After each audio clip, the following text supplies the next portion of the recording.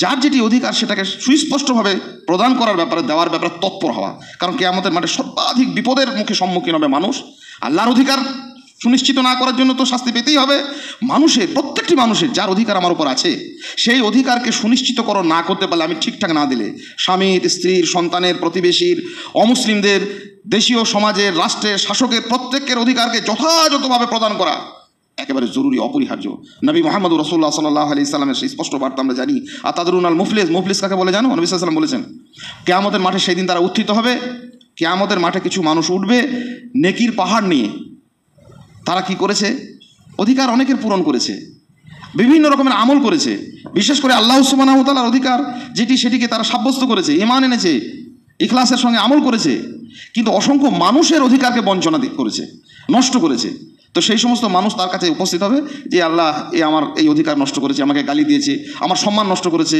সন্তান বলবে আমার সন্তান হিসেবে যে অধিকার ছিল সেটা নষ্ট করেছে, কে বলবে আমার হত্যা করেছে, কে বিভিন্ন ধরনের এই সমস্ত অধিকারের দাবি দেওয়া নিয়ে তার কাছে উপস্থিত হবে। আল্লাহ সুবহানাহু ওয়া তাআলার নির্দেশনা থাকবে যে এর নেকি থেকে এদেরকে দিয়ে দাও। নেকি দিতে দিতে একসময় নেকি শেষ হয়ে যাবে, কল্যাণের কাজের সমস্ত রকমের তার পুঁজি যখন শেষ হয়ে যাবে, তখন অন্যের গোনার ভাগিদার হবে। একটা সময় নেকির পাহাড় নিয়ে উত্থিত ওই মানুষটি গোনার, পাপের পাহাড় নিয়ে সে জাহান্নামে যেতে বাধ্য হবে। কাজেই অধিকারের ব্যাপারে দ্বিতীয় মৌলনীতি হচ্ছে যথাসম্ভব অন্যের অধিকারকে সুস্পষ্টভাবে তাকে প্রদান করা।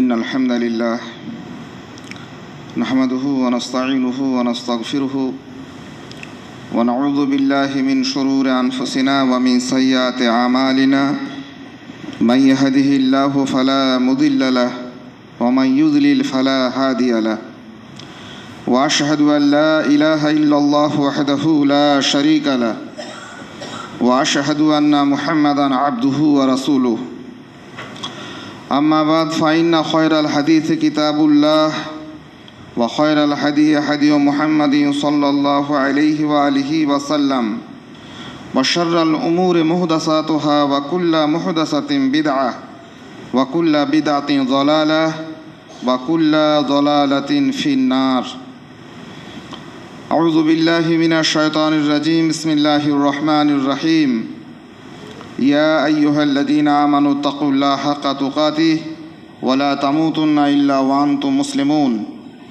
يا أيها الناس اتقوا ربكم الذي خلقكم من نفس واحدة وخلق منها زوجها وبث منهما رجالا كثيرا ونساء واتقوا الله الذي تساءلون به والأرحام إن الله كان عليكم رقيبا يا أيها الذين آمنوا اتقوا الله وقولوا قولا سديدا يصلح لكم أعمالكم ويغفر لكم ذنوبكم ومن يطع الله ورسوله فقد فاز فوزا عظيما। সম্মানিত উপস্থিতি, মহান আল্লাহ আমাদের প্রতি অনেক অনুগ্রহ করেছেন। তার ঘরে তার আদেশকৃত ইবাদত সম্পন্ন করার উদ্দেশ্যে আমাদেরকে একত্রিত করেছেন।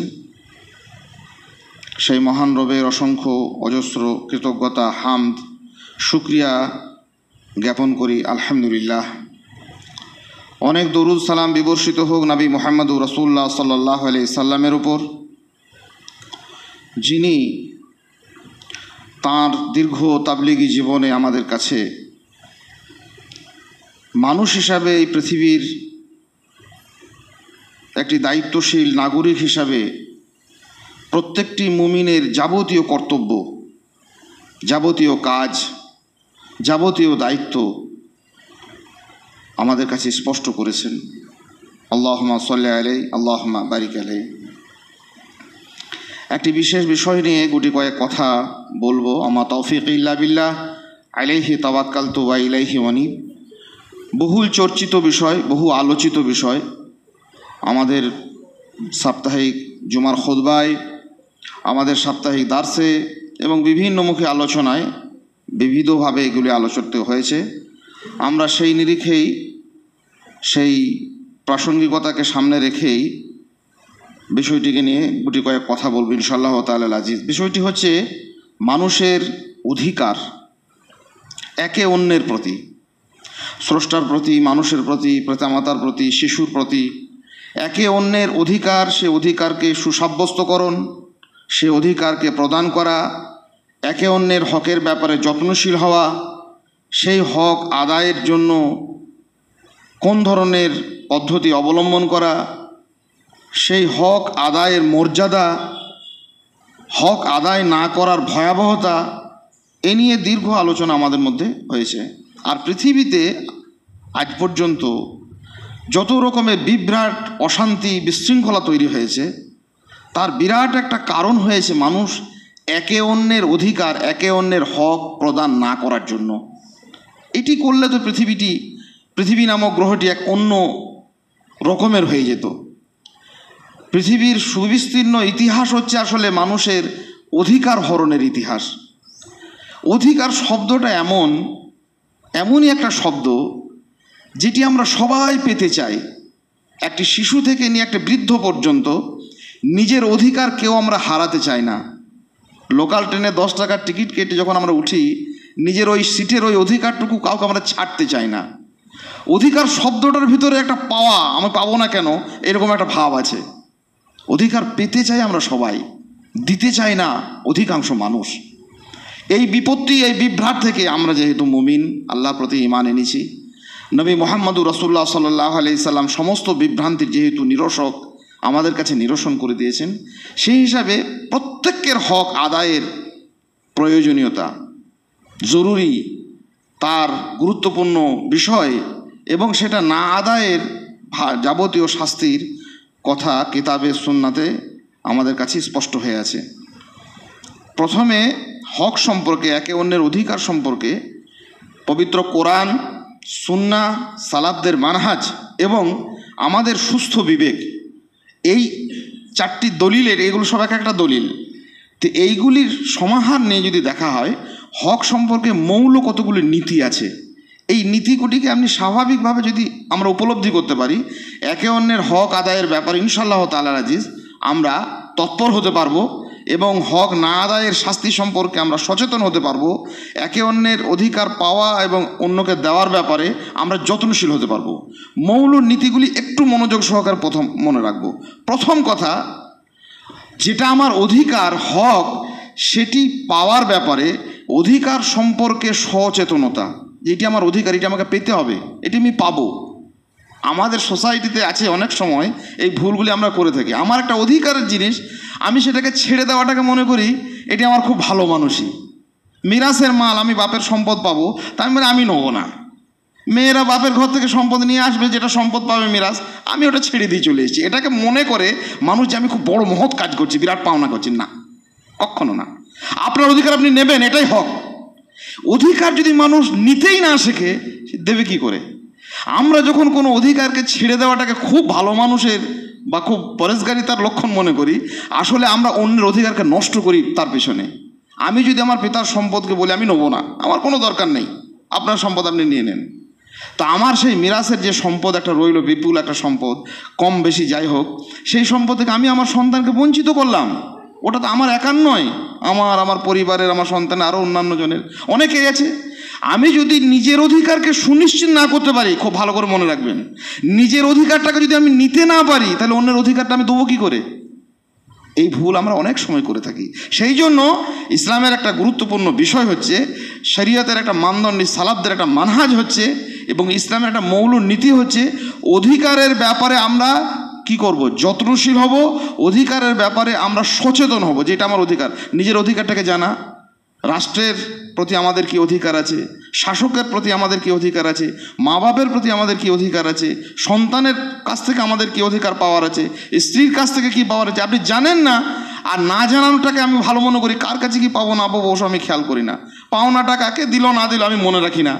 আমার মিরাসের সম্পদ, আমার যেটা পাওয়ার জিনিস, আমি ওসব কাউকে নিইনি, এসব ছেড়ে দিয়ে চলে এসেছি। এটাকে আমরা কখনোই যেন, অন্তত আপনি দিতে পারেন কোনো বিশেষ পরিস্থিতিতে, সেটাকে ছেড়ে দিয়ে আসতে পারেন, কিন্তু এটা কোনো ক্ষেত্রে আমরা যেন না মনে করি যে এটা আমার অধিক ভালো মানুষের কাজ। কারণ যে অধিকার নিচ্ছে না, নিতে জানছে না, নিতে শিখছে না, নিজের অধিকার সম্পর্কে সচেতন নয়, প্রকারান্তরে সে কিন্তু অন্যের অধিকার থেকে অন্যকে বঞ্চিত করছে। এটা একটা গুরুত্বপূর্ণ মৌলনীতি, মনে রাখবো। যেটা পাবো সেটা নেবো, যেখানে দিতে হবে সেটা দেওয়ার জন্য বেশি করে সেটাকে আমরা গ্রহণ করব, যে কোনো ক্ষেত্রে। এবং সেই অধিকার যখন আমরা পাচ্ছি না কোনো একটি জায়গাতে, রাষ্ট্রের কাছে একটা অধিকার আছে, ন্যায়সঙ্গতভাবে সুস্থভাবে জীবনযাপনের জন্য, সেটার সঙ্গে সঙ্গে সেটার জন্য কী ঘটা প্রতিহত করার তার জন্য ব্যবস্থাপনা নেওয়া, সেটার জন্য কেউ যদি প্রতিবাদ করে, সেটার জন্য কেউ যদি তাকে দাবি দেওয়া জানায়, সেই ব্যাপারে নিজেদেরকে সজাগ এবং সচেতন উপস্থিতিকে সমাজে প্রতিষ্ঠিত করা। ইচ্ছা করে আমি পাইনি, না পেয়েছি এরকম কোনো ধারণা, এটা কোনো ভালো মানুষের কাজ নয়, আর এটা কোনো ন্যায়সঙ্গত বিধান নয়, আর এটা ইসলামের কোনো নির্দেশনা নয় যে যেটা পেলে না। কাজেই প্রথম মৌলনীতি হচ্ছে নিজ অধিকার সম্পর্কে সচেতন হওয়া। দ্বিতীয় হচ্ছে যার যেটি অধিকার সেটাকে সুস্পষ্টভাবে প্রদান করার ব্যাপারে, দেওয়ার ব্যাপারে তৎপর হওয়া। কারণ কিয়ামতের মাঠে সর্বাধিক বিপদের সম্মুখীন হবে মানুষ। আল্লাহর অধিকার সুনিশ্চিত না করার জন্য তো শাস্তি পেতেই হবে। প্রত্যেকটি মানুষের যার অধিকার আমার উপর আছে, সেই অধিকারকে সুনিশ্চিতকরণ না করতে পারলে, আমি ঠিকঠাক না দিলে, স্বামীর, স্ত্রীর, সন্তানের, প্রতিবেশীর, অমুসলিমদের, দেশীয় সমাজের, রাষ্ট্রের, শাসকের প্রত্যেকের অধিকারকে যথাযথভাবে প্রদান করা একেবারে জরুরি, অপরিহার্য। নবী মুহাম্মদ রাসূলুল্লাহ সাল্লাল্লাহু আলাইহি সাল্লামের সেই স্পষ্ট বার্তা আমরা জানি। আর তাদরুন আল মুফলিস কাকে বলে জানো? নবী সাল্লাল্লাহু আলাইহি সাল্লাম বলেছেন, কিয়ামতের মাঠে সেই দিন তারা উত্থিত হবে। কিয়ামতের মাঠে কিছু মানুষ উঠবে নেকির পাহাড় নিয়ে। তারা কি করেছে? অধিকার অনেকের পূরণ করেছে, বিভিন্ন রকমের আমল করেছে, বিশেষ করে আল্লাহ সুবহানাহু ওয়া তাআলার অধিকার সেটিকে তারা সাব্যস্ত করেছে, ঈমান এনেছে, ইখলাসের সঙ্গে আমল করেছে। কিন্তু অসংখ্য মানুষের অধিকারকে বঞ্চনা করেছে, নষ্ট করেছে। তো সেই সমস্ত মানুষ তার কাছে উপস্থিত হবে যে আল্লাহ, আমার এই অধিকার নষ্ট করেছে, আমাকে গালি দিয়েছে, আমার সম্মান নষ্ট করেছে। সন্তান বলবে আমার সন্তান হিসেবে যে অধিকার ছিল সেটা নষ্ট করেছে, কে বলবে আমার হত্যা করেছে, কে বিভিন্ন ধরনের এই সমস্ত অধিকারের দাবি দেওয়া নিয়ে তার কাছে উপস্থিত হবে। আল্লাহ সুবহানাহু ওয়া তাআলার নির্দেশনা থাকবে যে এর নেকি থেকে এদেরকে দিয়ে দাও। নেকি দিতে দিতে একসময় নেকি শেষ হয়ে যাবে, কল্যাণের কাজের সমস্ত রকমের তার পুঁজি যখন শেষ হয়ে যাবে, তখন অন্যের গোনার ভাগিদার হবে। একটা সময় নেকির পাহাড় নিয়ে উত্থিত ওই মানুষটি গোনার পাপের পাহাড় নিয়ে এসে জাহান্নামে যেতে বাধ্য হবে। কাজেই অধিকারের ব্যাপারে দ্বিতীয় মৌলনীতি হচ্ছে যথাসম্ভব অন্যের অধিকারকে সুস্পষ্টভাবে তাকে প্রদান করা। তৃতীয় মৌলনীতি, আমি কোনো জায়গাতে অধিকার পাচ্ছি না বলে অন্যকে অধিকার থেকে বঞ্চিত করব, এই রকম নির্বুদ্ধিতামূলক কাজটা যেন না করি। আমাকে অমুক জায়গাতে মেহমান নেওয়াজি করেনি, ভালো, আমিও কোনো মেহমান নেওয়াজি করবো না। আমাকে ওই জায়গাতে আমাকে এই অধিকার দিল না, তাহলে আমি কেন অধিকার দেবো? আমাকে এই মানুষ দুর্ব্যবহার করলো, আমি ওর সঙ্গে কেন ভালো ব্যবহার করতে যাব? আমাকে এই লোক গালি দিয়েছে, গীবত করেছে, আমি ওর জন্য গালি গালাজ দেবো। স্বামী আমার সঙ্গে এই ধরনের ভুল ত্রুটি অন্যায় করেছে, স্ত্রী হিসাবে আমিও তার সঙ্গে এরকম অন্যায় ত্রুটি করবো। এটি সালাফদের মানহাজ নয়, ইসলামের কোনো নীতি নয়। কারণ আমার অধিকার সম্পর্কে আমার উপরে যার অধিকার আছে, সেই অধিকারটা প্রদান করা, হকটা প্রদান করার ব্যাপারে যেহেতু আমাকে দায়বদ্ধ হতে হবে, কিয়ামত আখেরাত আমাদের কাছে বড় এবং অত্যন্ত গুরুত্বপূর্ণ, পৃথিবীর সঙ্গে তুলনীয় নয়। সেই হিসাবে সচেতন হওয়া, আমি যদি অধিকার কিছু না পাই, যদিও ত্রুটি বিচ্যুত হয়, আল্লাহ সুবহানাহু ওয়া তাআলার কাছে সেই অধিকার আমি চাইব, কিন্তু সর্বোপরি মনে রাখবো যে আমার ওপরে যে অধিকারগুলি রয়েছে, যাদের রয়েছে, সেগুলিকে যথাসম্ভব প্রদান করে দেওয়া। কেউ করলো না, কেউ আমাকে অধিকার দিল না, কেউ আমাকে হক দিল না, রাষ্ট্র আমার প্রতি কোনো অন্যায় করেছে, তাহলে রাষ্ট্রের আমি বিভিন্ন সম্পদকে নষ্ট করে বেড়াবো না। রাষ্ট্র কোনো জায়গাতে শাসক আমার উপরে খেয়ানত করলো, আমির নেতা কোনোভাবে আমার সঙ্গে দুর্ব্যবহার করলো, অতএব আমি আমিরের সঙ্গে দুর্ব্যবহার করে যাব, এই রকম ব্যাপারটি কিন্তু ইসলামের মধ্যে সাব্যস্ত নয়। কাজেই অন্যের অধিকারের ব্যাপারে নিজের অধিকার পাওয়ার সঙ্গে এটি কখনো যেন আপেক্ষিক না করে দিই। চতুর্থ মৌলনীতি একটু কঠিন। কিছু অধিকার আছে আপেক্ষিক, কিছু অধিকার আছে সাময়িক, আর কিছু অধিকার আছে আপেক্ষিক এবং চিরন্তন। এই অধিকারগুলিকে আমরা মনে রাখবো। যেমন মনে করুন, উদাহরণ দিলে বুঝতে পারবেন, আমরা একটা দেশে বাস করছি, এই দেশের ওপর প্রতি বা এই শাসকদের প্রতি আনুগত্য করা বা দেশীয় নিয়মকানুনগুলো মানা, এটা আমার ওপর একটা রাষ্ট্রের পক্ষ থেকে অধিকার, আমাকে মানতে হবে। কিন্তু এই দেশের নাগরিকত্ব থেকে যদি আমি সরে যাই, আমি অন্য দেশে গিয়ে বসবাস করি, এই দেশের নিয়মকানুন আমার ওপর আর থাকবে না। কাজে এটি হচ্ছে আপেক্ষিক, এখানে রয়েছি বলে চলছে, অন্য জায়গাতে চলে গেলে চলবে না। বা এটা হচ্ছে আমার সাময়িক। একটা স্ত্রীর স্বামীর প্রতি তার অধিকার আছে, স্বামীরও অধিকার আছে স্ত্রীর প্রতি, কিন্তু যতক্ষণ তাদের মধ্যে বিবাহ বন্ধন রয়েছে, ততক্ষণ, যখন তালাকপ্রাপ্ত হয়ে যাবে, একে অন্যের সঙ্গে ছিন্ন হয়ে যাবে, চলে যাবে। এইভাবে আমি একটা কোম্পানিতে কাজ করি বা অন্যান্য কোনো সেক্টরে একটা কাজ করি, যতক্ষণ রইলাম সেখানে দায়িত্ব রইল, সেই দায়িত্ব একে অন্যের সঙ্গে জড়িত। এটা হচ্ছে একটা সাময়িক। আরেকটি অধিকার হচ্ছে চিরন্তন। যেটা হচ্ছে আল্লাহ সুবহানাহু ওয়া তাআলার অধিকার। পৃথিবীর যে প্রান্তেই যায়, যে দেশেই যায়, যে গর্তেই যায়, যে নগরে যায়, মহাবিশ্বের মহাচরাচরে যেখানেই থাকি, এটা কোনোভাবে কিন্তু নষ্ট করা যাবে না। এবং এই অধিকারটা সম্পূর্ণ একে অন্যের সঙ্গে অভিযুক্ত। আল্লাহ সুবহানাহু ওয়া তাআলার আমাদের প্রতি যে অধিকার, সেই অধিকারকে পূরণ করা, আমরা আল্লাহ সুবহানাহু ওয়া তাআলার প্রতি আমাদের যেটা অধিকার, সেই অধিকারকে পাওয়ার জন্য এটা খুব জরুরি। এটা কোনো সময় আমরা ভুল না করি। পৃথিবীতে সাধারণভাবে যে অধিকারগুলি আছে, যে আমার সঙ্গে এটা করলো না, নাই করুক, আমি তার অধিকার পূরণ করব, আল্লাহ সুবহানাহু ওয়া তাআলার সঙ্গে বান্দার ব্যাপারটা কিন্তু এরকম নয়। বান্দা যদি যথাযথ অধিকার পূরণ না করে, তাহলে আল্লাহ সুবহানাহু ওয়া তাআলার যে বান্দা যে অধিকার বা আল্লাহ সুবহানাহু ওয়া তাআলার প্রতি সে অধিকারও সে প্রাপ্ত হবে না। এই সর্বোচ্চ অধিকার হচ্ছে মহান রবের অধিকার, আল্লাহর অধিকার। মুআয বিন জাবাল রাদিয়াল্লাহু তাআলা আনহুর সেই বিখ্যাত হাদিস, নবী সাল্লাল্লাহু আলাইহি সাল্লাম সেই গাধার পিঠে একটি আরোহণের অবস্থায় তাকে জিজ্ঞাসা করছেন, এ মুআয, জানো আল্লাহর হক কি বান্দার উপরে? ফাইন্না হক আল্লাহ আলাল ইবাদ, বান্দার উপরে আল্লাহর হক, আমাদের উপরে আল্লাহর অধিকার হচ্ছে কি, যে ইয়াবুদু, আমরা তার ইবাদত করব, পরিপূর্ণ তার আনুগত্য করব, তার দাসত্ব করব, তার গোলামি করব। ওয়ালা ইউশরিকু বিহি শাইআ, আর এই দাসত্বের মধ্যে কোনো কিছুকে শরিক করব না। এটা হচ্ছে একেবারে আশ্চর্য, মানে সর্বোচ্চ এবং সর্বোন্নত পর্যায়ের অধিকার। এবং এটি খর্ব হলে আমি কিন্তু আমার যেটা অধিকার সেটি আর কিন্তু পাবো না। ভালো করে মনে রাখবেন, পৃথিবীতে আমাকে কেউ দুর্ব্যবহার করলো, আমাকে কেউ তার বাড়িতে গেলাম, পানি পান করালো না, কিন্তু আমি মনে করতে পারি সে আমার বাড়িতে আসবে, তখন আমি তাকে পানি পান করাবো। সে যখন আসবে তখন তাকে আমি আতিথেয়তা ভালো বরণ করব। এইটার সঙ্গে এটা কিন্তু তুলনীয় নয়। আল্লাহ সুবহানাহু ওয়া তাআলার ব্যাপারটা এইরকমটা নয়। আর পৃথিবীতে এরকম বহু কিছু আছে, একটা অধিকারকে নষ্ট করে দিলে সে অন্য অধিকার সমস্তগুলো তার নষ্ট হয়ে যায়, একেবারে বরবাদ হয়ে যায়। যেমন একটা স্ত্রী তার স্বামীর সমস্ত অধিকারকে পালন করে, কিন্তু সে যখন পরকীয়ায় লিপ্ত হয়ে যাবে, তখন স্বামীর প্রতি যার অধিকার আছে সব এক মুহূর্তের জন্য ধূলিসাৎ হয়ে যাবে, আর বাকি থাকবে না। আল্লাহ পাক রব্বুল আলামিন, রাসূলুল্লাহ সাল্লাল্লাহু আলাইহি ওয়াসাল্লাম স্পষ্ট করলেন যে আল্লাহ সুবহানাহু ওয়া তাআলার অধিকার হচ্ছে বান্দার উপরে ইয়াবুদুহু, সে কেবলমাত্র তার ইবাদত করবে, ওয়ালা ইউশরিকু বিহি শাইআ, কোনো কিছুতে তাকে শরীক করবে না। আর বান্দার তখন সেই অধিকার সুনিশ্চিত হবে। আল্লাহ সুবহানাহু ওয়া তাআলা দয়া করে ভালোবেসে তার একটি অধিকার রেখেছেন, যে আল্লাহ ইউআযিবুহু, তাকে আল্লাহ আযাব দেবেন না, তাকে আল্লাহ জাহান্নামে দেবেন না, তাকে আল্লাহ শাস্তি দেবেন না। তাহলে আল্লাহ সুবহানাহু ওয়া তাআলাকে বান্দাকে, আল্লাহ সুবহানাহু ওয়া তাআলা আমাদেরকে শাস্তি দেবেন না, আমাদের এটি অধিকার আল্লাহর কাছ থেকে পাও না। কখন পাবো? যখন ওই অধিকারটাকে সুনিশ্চিত করব যে কেবলমাত্র আল্লাহর জন্য আমরা ইবাদতকে সুনিশ্চিত করব। আল্লাহর ইবাদতের গুরুত্বপূর্ণ যে পর্যায়গুলি, সুস্পষ্টভাবে ঈমান আনা, ঈমানের সঙ্গে কোনো কিছুকে দুর্গন্ধ, কোনো শিরকে মিশ্রিত না করা, ন্যায়নিষ্ঠভাবে আমল করা, সালাত থেকে, সিয়াম থেকে, হজ থেকে, যাকাত থেকে, সমস্ত রকমের যে ফারিদা ইবাদতগুলি রয়েছে সেগুলিকে যথাযথভাবে সম্পন্ন করা, আল্লাহ সুবহানাহু ওয়া তাআলার প্রতি একনিষ্ঠভাবে ভরসা করা, এটা একটা ইবাদত। আল্লাহ পাক রব্বুল আলামিনকে সর্বোচ্চ ভয় করা, আল্লাহ সুবহানাহু ওয়া তাআলাকে সর্বোচ্চ ভালোবাসা, এই প্রত্যেকটা যে ইবাদতের মধ্যে আল্লাহর প্রতি যথাযথ ঈমান আনা, আল্লাহ সুবহানাহু ওয়া তাআলা নির্ধারিত ইবাদতগুলিকে সম্পন্ন করা, আল্লাহ পাক রব্বুল আলামিনের মধ্যে ওপর চূড়ান্ত ভরসা করা, আল্লাহ সুবহানাহু ওয়া তাআলাকে সর্বোচ্চ ভালোবাসা, আল্লাহ সুবহানাহু ওয়া তাআলাকে সর্বোচ্চ ভয় করা, সমস্ত ইবাদত। আর পরিপূর্ণভাবে মহান আল্লাহ পাক রব্বুল আলামিনের প্রতি কৃতজ্ঞতা প্রকাশ করা, শুকরিয়া করা, যে আল্লাহ সুবহানাহু ওয়া তাআলা অজস্র নিয়ামতে আমাদেরকে ভূষিত করেছেন। মাতৃগর্ভ থেকে নিয়ে শুরু করে পৃথিবীতে যত কিছু প্রয়োজন, অফুরন্ত এবং অঢেল আমাদের জন্য আয়োজন তিনি রেখেছেন। মাতৃগর্ভে আমাদেরকে রেখেছেন সুস্পষ্ট এবং সুন্দর সুরক্ষিত দুর্গের মতো। আর সেখান থেকে যখন আমরা পৃথিবীতে এসেছি, পৃথিবীতে একটি মানব শিশুর জন্য যা কিছু দরকার, যতটা দরকার, যেখানে দরকার, সমস্ত কিছু তিনি অঢেল উপায়ে তিনি আমাদের কাছে সাজিয়ে রেখেছেন।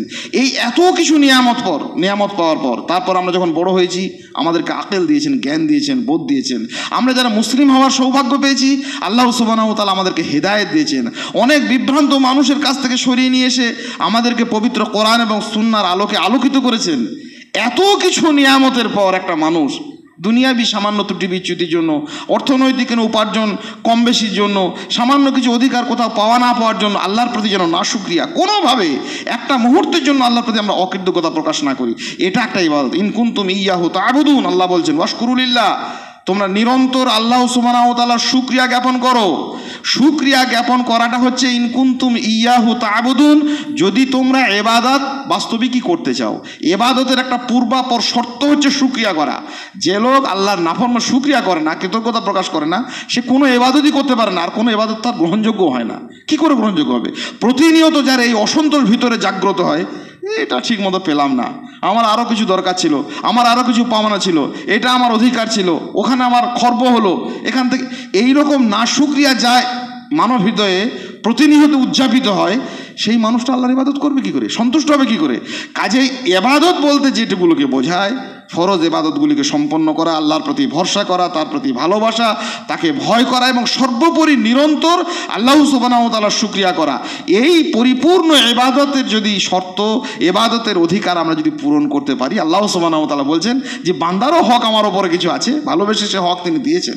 এটা আমাদের জরুরি পাওনা নয়, এটা আমাদের চাহিদা, মানে মিছিল মিটিং করে আমরা পাবো এটা নয়। আল্লাহ দয়া করে ভালোবেসে আমাদের অধিকার সুনিশ্চিত করেছেন যে লা ইউআযিবাহু, তাদেরকে তিনি আযাব দেবেন না।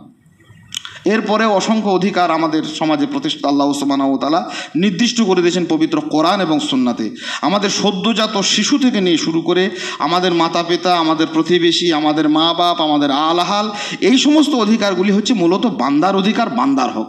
আল্লাহ পাক রব্বুল আলামিনের অধিকারকে, পৃথিবীতে বিভিন্ন অধিকার পাওয়া না পাওয়ার ব্যাপার একটা মৌলনীতি হচ্ছে, যখন আমরা আল্লাহ সুবহানাহু ওয়া তাআলার সুনিশ্চিত অধিকারকে খর্ব করি, সেটা আমরা পূরণ করি না, পূরণ করতে আমরা অনাগ্রহী হই, মনোযোগী হই না, তখন পৃথিবীতে আর কোনো অধিকার পালনের আর কোনো গুরুত্ব থাকে না। কারণ সেগুলি যদিও আমরা পালন করি, পৃথিবীতে সাময়িকভাবে কিছু উপকার হয়তো পেতে পারি, আখেরাতে আমাদের জন্য চূড়ান্ত সেই আমাদের অধিকার যে আল্লাহ জাহান্নামের আগুনে আল্লাহ সুবহানাহু ওয়া তাআলা আমাদেরকে দেবেন না, এই অধিকার থেকে আমরা কিন্তু বঞ্চিত হয়ে যাব। কাজেই সর্বোপরি প্রথম এবং মৌলিক অধিকার হচ্ছে আমাদের রবের অধিকার, আল্লাহ সুবহানাহু ওয়া তাআলার অধিকার।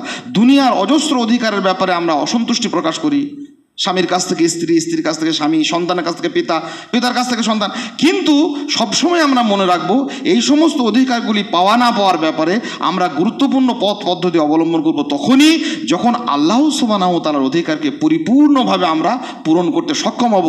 তখনই এই অধিকারগুলির ব্যাপারে আমরা মনোযোগী হতে পারবো, সচেতন হতে পারবো এবং এগুলো পাওয়ার ব্যাপারে আমরা এগোতে পারবো।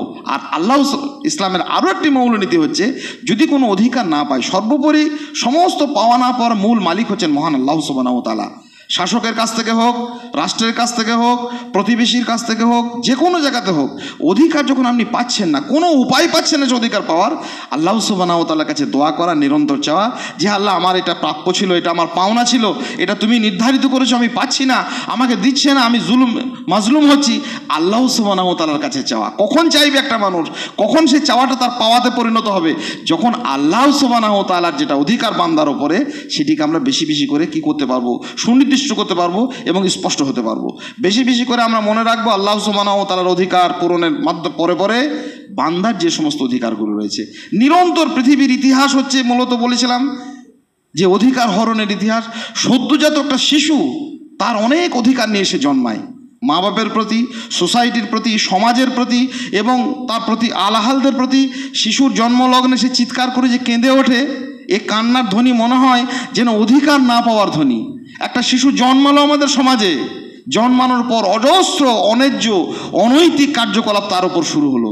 একটা সুন্দর নাম পেল না একটা শিশু, জন্মসূত্রে সে যখন কথা বলতে শিখলো, কালেমাতু তাওহীদ লা ইলাহা ইল্লাল্লাহ মুখে উচ্চারণের সুযোগ পেল না একটা শিশু, কোরআন এবং দ্বীন শিক্ষার কোনো ধরনের বাতাবরণ পেল না একটা শিশু। তাওহীদের ভিত্তিভূমিতে তার জন্ম হয়েছে এই পৃথিবী নামক গ্রহে। ইব্রাহিম আলাইহিস সালাম দোয়া করেছিলেন তার সন্তানের জন্য, রব্বি ইব্রাহিম ওয়াইজ ক্বালা ইব্রাহিম ও রব্বি জাল হাযাল বালাদা আমিনা ওয়াজনুবনি ওয়া বানিয়া না'বুদাল আসনাম। যখন মরুভূমির সেই বিজন প্রান্তে ফেলে এলেন নিজের সন্তান ইসমাইলকে, ইব্রাহিম আলাইহিস সালাম দোয়া করেছেন, হে আল্লাহ, এমন একটা ভূমিতে আমার সন্তানকে রেখে গেলাম, সেই ভূমিকে তুমি নিরাপদ রেখো এবং মূর্তি পূজার মতো, পৌত্তলিকতার মতো, শিরকের মতো ভয়াবহ এই দুর্গন্ধ থেকে আমার সন্তানকে তুমি মুক্ত করো। একটা সন্তানের যখন আমি পিতা হলাম, সন্তানের যখন একটা ভূমিষ্ঠ হলো পৃথিবীতে, তার অধিকার ছিল তাওহীদের ভূমিতে জন্ম নেওয়া। আমি কেন তাকে শিরকের বাতাবরণে তাবিজ দিয়ে, কবজ দিয়ে, হাজার রকমের তার হাতে বেঁধে দিয়ে, তাকে নানা রকমের অন্যায় অশালীন কাজের মধ্যে ব্যপ্ত করে, একটা অনৈতিক নাম দিয়ে কত রকমভাবে তার অধিকারগুলিকে হরণ করা। যে শিশুটি একটি মানব শিশু, জন্ম লগ্নেই তার অধিকার পেল না, সেই শিশুটা বড় হলো, মানুষ হলো, রাজা হলো, মন্ত্রী হলো, সে কার অধিকার পূরণ করবে? পৃথিবী জুড়ে যে অনধিকারের চর্চা, পৃথিবীর যে অধিকার হরণের যে ইতিহাস, সেই ইতিহাস তো গড়িছে আমরাই। একটি মানব শিশু জন্ম লগ্নেই খুঁজে পেল না তার অধিকার। সে না পেল দিন, না পেল তৌহিদ, না পেল সুন্দর একটা নাম, না পেল সুন্দর একটা তৌহিদের আবরণ। এই না পেয়ে যে মানব শিশুটা আমার ঘরে বড় হলো, আমরা বড় হলাম, সেই মানুষটি অধিকার না পাওয়া সেই শিশুটি কার অধিকার পূরণ করবে? আমরা বলি বাবা মায়ের অধিকার পূরণ করছে না, এ বলছে আমার রাষ্ট্রের অধিকার পূরণ করছে না, এ বলছে দেশের অধিকার পূরণ করছে না, ও বলছে বড়দেরকে সম্মান করছে না, এ বলছে আমাদের সমাজের অধিকার পূরণ করছে না, দাওয়াতের কাজ করছে না। করবে কি করে? যে জন্মলগ্নে নিজেই অধিকার পায়নি, সে আর অন্যের অধিকার কি করে পূরণ করবে? সচেতন হতে হবে মুমিন বান্দাদেরকে, আল্লাহওয়ালাদেরকে, আল্লাহকে যারা ভয় করেন তাদেরকে, যে আমরা যেন প্রত্যেকের অধিকারকে সুনিশ্চিতকরণের ব্যাপারে তৎপর হই। প্রত্যেকটা ক্ষেত্রে, সে পরিবার হোক, সোসাইটি হোক, সমাজ হোক, সর্বোপরি একটা ভূমিষ্ঠ শিশু থেকে নিয়ে শুরু করে বিভিন্ন বয়সে তার অধিকার আছে সুস্থভাবে বেঁচে থাকার, সুস্থভাবে তৌহিদকে জানার, সুস্থভাবে আল্লাহ সুবহানাহু ওয়া তাআলার পরিচয়কে স্পষ্ট করার, আল্লাহকে চেনার। এই সুনির্দিষ্ট তার অধিকারগুলিকে আমরা যেন প্রদান করি। বিশেষ করে শিশুদের ক্ষেত্রে, ছোটদের ক্ষেত্রে, পরের প্রজন্মের ক্ষেত্রে আমাদের আলাহালদের ব্যাপারে আমরা যেন সজাগ হই, সচেতন হই। তাদেরকে কোরআন দিন শেখানোর, স্পষ্টভাবে ইসলাম শেখানোর, আল্লাহ সুবহানাহু ওয়া তাআলাকে চেনানোর, এবং আল্লাহ পাক রব্বুল আলামিন যে সুনির্দিষ্ট নীতিমালা আমাদের কাছে স্পষ্ট করেছেন সেগুলিকে অবগত করানোর, এই সার্বিক অধিকার যদি আমরা নিরন্তর প্রদান করতে পারি, তাদের অধিকারের ব্যাপারে তাদেরকে যদি সুনিশ্চিত করতে পারি, ইনশাআল্লাহ তাআলা আজিজ আমরাও প্রত্যেককে নিজেদের অধিকারগুলি ফিরে পাবো, এবং অধিকার ফিরে পাওয়ার ব্যাপারে আল্লাহ সুবহানাহু ওয়া তাআলার কাছে আমরা চাইতে পারবো, এবং সেগুলি চাওয়ার ব্যাপারে আমরা অগ্রসর হতে পারবো। আল্লাহ পাক রব্বুল আলামিনের কাছে দোয়া, বেশি বেশি করে আমরা যেন নিরন্তরভাবে নিজেদের অধিকার সম্পর্কে সচেতন হই। যেটা আমাদের পাওয়ার, সেটা পাওয়ার ব্যাপারে আমরা যেন মনোযোগী হই। যদি না পাই, সেটা পেতে গিয়ে আমাদেরকে যদি কোনো দাবি দেওয়া, আমাদের প্রয়োজনীয় পদক্ষেপ নিতে হয়, সে পদক্ষেপও আমরা যেন নিতে অনাগ্রহী না হই। এটা না মনে করি যে পাইনি ওসব কোনো ব্যাপার নেই। কারণ একটি মানুষ মনে রাখতে হবে, ইসলামের একটা গুরুত্বপূর্ণ মৌলনীতি, যদি তার নিজের অধিকার সে নিজে না পায়, অন্যের অধিকার সে পূরণ করতে অধিকাংশ ক্ষেত্রে আবশ্যিকভাবে সে ব্যর্থ হবে।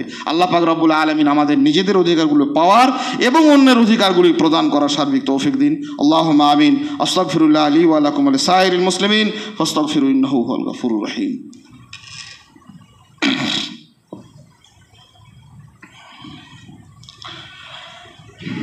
আলহামদুলিল্লাহি রাব্বিল আলামিন والصلاة والسلام على أشرف الأنبياء المرسلين نبينا محمد وعلى آله وصحبه أجمعين. أعوذ بالله من الشيطان الرجيم. بسم الله الرحمن الرحيم. يا أيها الذين آمنوا اتقوا الله حق تقاته ولا تموتن إلا وأنتم مسلمون. আল্লাহ সুবহানাহু ওয়া তাআলার সেই চূড়ান্ত নির্দেশ যে তোমরা ঈমান আনো এবং যথার্থরূপে আল্লাহকে ভয় করো, আর মুসলিম না হয়ে তোমরা মরে যেও না। মুসলিম হচ্ছে সেই, মুসলিমের সংজ্ঞা মুহাম্মদুর রাসূলুল্লাহ সাল্লাল্লাহু আলাইহি সাল্লাম বলছেন, মান সালামান নাস মিন লিসানিহি ওয়া ইয়াদিহি। মানব জাতি, গোটা মানব জাতির প্রতি আমরা আসলে দায়িত্বশীল। এই পৃথিবীর যাবতীয় দায়িত্বভার মুমিনদের ওপরে। কারণ পৃথিবীটা তো আর কারো নয়। কাফেররা কতক্ষণের জন্য? তারা তো সাময়িক, তাদের চিন্তা ভাবনা, তাদের বোধ, তাদের বোধের আলোক ক্ষুণ্ণ, এবং এই পৃথিবীর স্রষ্টাকে তারা চেনে না। তারা পৃথিবীটাকে কি করে চিনবে? এই পৃথিবীটাকে প্রকৃতভাবে যদি কেউ চেনে পৃথিবীতে, তো মুমিন চিনবে, আপনি চিনবেন, মুসলিম চিনবে। দায়িত্বশীল যদি কেউ থাকে তো আপনি, কারণ তার তো কোনো দায়িত্ব নেই। এই পৃথিবীর স্রষ্টাকেই যে চেনেনি, সে পৃথিবীটাকে কি করে চিনেছে? এটা তো আশ্চর্যের কথা। কাজেই দায়িত্বশীল আমরাই। আমাদের সেই দায়িত্ব পালনের জন্য যথাযথ ভূমিকা আমাদের জন্য অপরিহার্য, আমাদের জন্য জরুরি। আর সেই জরুরি পদ্ধতির একটি গুরুত্বপূর্ণ বৈশিষ্ট্য আমরা মুসলিম।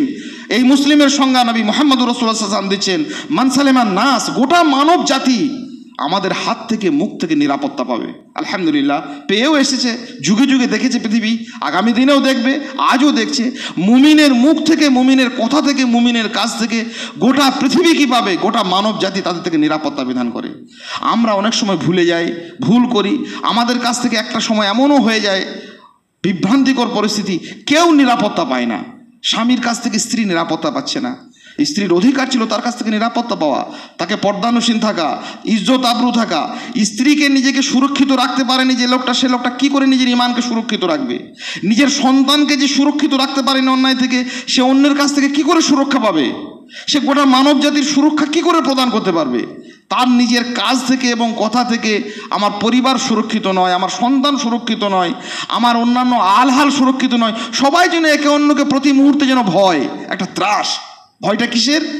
যে আমার কখন ক্ষতি করে বসবে, এ আমাকে কি বলে ফেলবে, এ আমাকে কখন অপমান করবে, এ সুযোগ পেলে আমার এই সম্পদটাকে হাতিয়ে নেবে, এ সুযোগ পেলে আমার সম্পদটাকে ছিনিয়ে নেবে, এ একটু কোনো রকমের অমনোযোগী হলে আমাকে সম্পদের ব্যবসা বাণিজ্যের লেনদেনে আমাকে কম দেবে, এ আমাকে ঠকাবে, এ আমাকে প্রতারণা করবে। মুমিনের এটি কোনোদিন গুণ হতে পারে না। মুমিনের একটা বৈশিষ্ট্য হতে পারে না। মুমিনের কাছ থেকে গোটা মানব জাতি তার কথা এবং কাজ থেকে যদি সুরক্ষিত থাকে, তো নিজের পরিবার, নিজের সন্তান, নিজের আলহাল, মুমিন ভাই যারা আমরা মুসাল্লি, যারা আমরা নামাজি, একে অন্যের কাছ থেকে আমরা নিরাপদ নই। তাহলে কি করে আমরা পাবো? আমরা আজকে বিভিন্ন জায়গাতে ওয়াকফের সম্পদ, রাষ্ট্রীয় সম্পদ, বিভিন্নভাবে সরকারি সুযোগ সুবিধা, এগুলি বঞ্চিত হয়ে পৃথিবীর নানান দেশে মুসলিম উম্মাহ আজকে নির্যাতিত। সে জুলুমের ইতিহাস এক মহাকাব্য। কিন্তু সে জুলুমের যারা হোতা, যারা কারিগর, আখেরাতের ভয়ঙ্করতম আযাবের জন্য তারা প্রস্তুত থাকবে। দুনিয়াতেও অজস্র আযাবের মধ্যে তারা ভূষিত হবে। কিন্তু আমরা যারা মুমিন হয়ে বেঁচে রইলাম, আমাদের যে দায়িত্বটুকু ন্যূনতম, সেটা পালনের জন্য আমরা যেন দায়বদ্ধ হই, তৎপর হই। মনে রাখতে হবে, অধিকার হরণ খুব মানুষের জন্য ব্যথাদায়ক, যন্ত্রণাদায়ক। নিজের অধিকারকে এতটুকু কেউ কেড়ে নিলে আমরা কষ্ট পাই, তেমনি অন্যের অধিকারকে সুনিশ্চিত করার ব্যাপারেও আমরা যেন মনোযোগী হই। বিশেষ করে নিজেদের সন্তান, নিজেদের আলহাল, নিজেদের প্রতিবেশী, নিজেদের মুমিন ভাইদের প্রত্যেকটি অধিকার কাবিহুর রাজুল বলা হয়েছে। কিয়ামতের দিনে সর্বনিকৃষ্ট শ্রেণীর মানুষ, নবী সাল্লাল্লাহু আলাইহি ওয়াসাল্লাম বলছেন যে অত্যন্ত কঠিন, ঘৃণ্য এবং জঘন্য রূপে কিয়ামতের মাঠে এক শ্রেণীর মানুষ উঠবে। তাদের বর্ণনা হচ্ছে, দুটি বর্ণনা এসছে। একটা হচ্ছে যে তাদেরকে দেখে মানুষ ভয় করত, তাদের আচরণে, তাদের কথাবার্তা দেখে মানুষ সবসময় পালাতে চাইতে, এই লোকটার সঙ্গে থাকা যাবে না, এ কি বলতে কি বলে দেবে, আর কি করতে কি করে ফেলবে। এইভাবে যাদেরকে ভয় করতে, এদেরকে বলা হচ্ছে কাবিহুর রাজুল।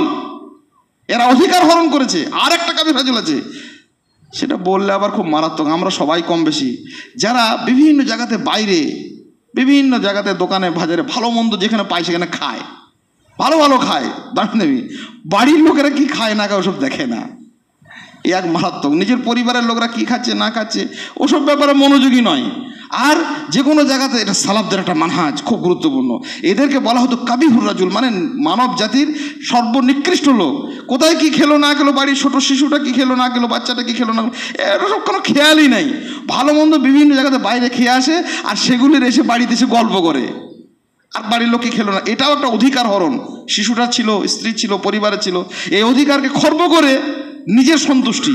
তেমনিভাবে যে সমস্ত মানুষকে দেখে মানুষ ভয় করে, তার পাশে দাঁড়াতে চায় না, তার কথা থেকে কাজ থেকে, এরা আসলে এই পাপগুলোর, এই অন্যায়গুলোর কিয়ামতের মাঠে যে এদেরকে কঠিনভাবে তোলা হবে, তার কারণ হচ্ছে এরা আসলে অন্যের অধিকারটাকে হরণ করছে। আল্লাহ পাক রব্বুল আলামিনের কাছে বেশি বেশি করে দোয়া করি, সর্বোচ্চ যে অধিকার আমাদের মহান রবের অধিকার, তিনি আমাদেরকে সর্বস্ব দিয়েছেন, এবং এই অধিকারকে করতে পারতাম না, ভয় করতে পারতাম না, এসব জানতেও পারতাম না, বলতেও পারতাম না।